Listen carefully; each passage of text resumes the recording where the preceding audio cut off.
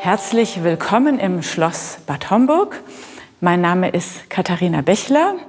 Als Leiterin des Fachgebiets Museen konnte ich letztes Jahr mit Kolleginnen und Kollegen die Ausstellung Princess Eliza – Englische Impulse für Hessen-Homburg anlässlich des 250. Geburtstag von Landgräfin Elisabeth realisieren.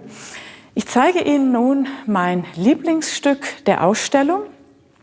Prinzessin Elisabeth im Alter von 27 Jahren etwa. Es wurde etwa 1797 gemalt. Warum ist gerade dieses Bild für mich so interessant?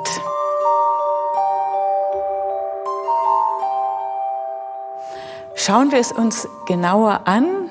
Eine Prinzessin mit einem sehr klaren, entschiedenen Blick.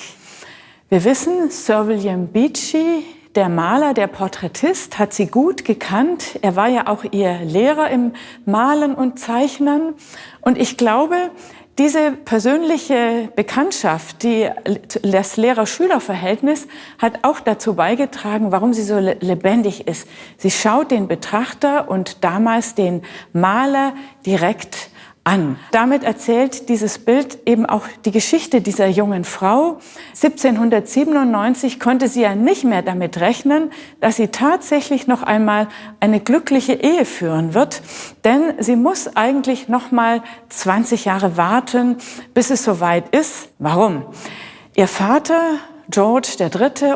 Hatte 1772 den Royal Marriage Act erlassen mit dem Ziel, bestimmen zu können, wen seine königlichen Kinder heiraten. Das Parlament musste dann die Entscheidung beschließen und Eliza und ihre Schwestern von insgesamt 15 Kindern lebten gewissermaßen in einem goldenen Käfig. Jetzt kam der große Moment. Es war die Schlacht von Waterloo. Napoleon war besiegt. Und nach dem Sieg sind der preußische König und der russische Zar nach London gereist und der Prinz von Hessen-Homburg durfte sie begleiten. Friedrich VI. Joseph von Hessen-Homburg, der bis dahin in der österreichischen Armee gedient hatte, erfolgreicher General, unter anderem in Schlachten in Dresden und die berühmte Völkerschlacht in Leipzig. Bei diesem Aufenthalt in London 1815 lernten sich die beiden, Prinzessin Elisabeth und der Erbprinz Friedrich Joseph VI., kennen. Nun, mit 48 Jahren, kam das große Glück, denn ein kleiner Erbprinz durfte die Prinzessin aus reichem Hause heiraten, weil er erfolgreich mitgekämpft hatte, Napoleon zu besiegen. Schauen wir uns das Bild noch einmal genauer an.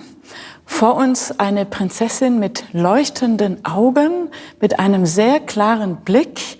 Und was mich besonders beeindruckt, ist die Natürlichkeit, die dieses Bild ausstrahlt.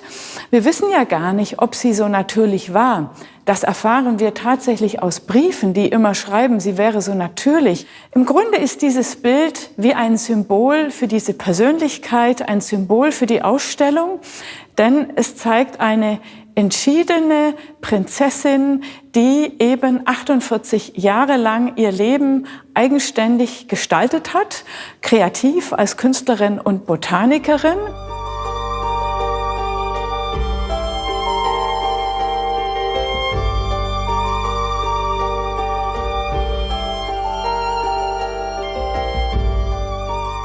Als sie dann nach Hessen-Homburg kam, hat sie hier eine Mission erfüllt. Sie wollte nützlich sein für dieses Schloss, für diese Landgrafschaft. Sie wird hier ihre eigenen Finanzen für die Generalsanierung des Schlosses einbringen, für die Aufwertung der Stadt, zur neuen strategischen Ausrichtung vom kleinen Landstädtchen zur späteren vornehmen Stadt.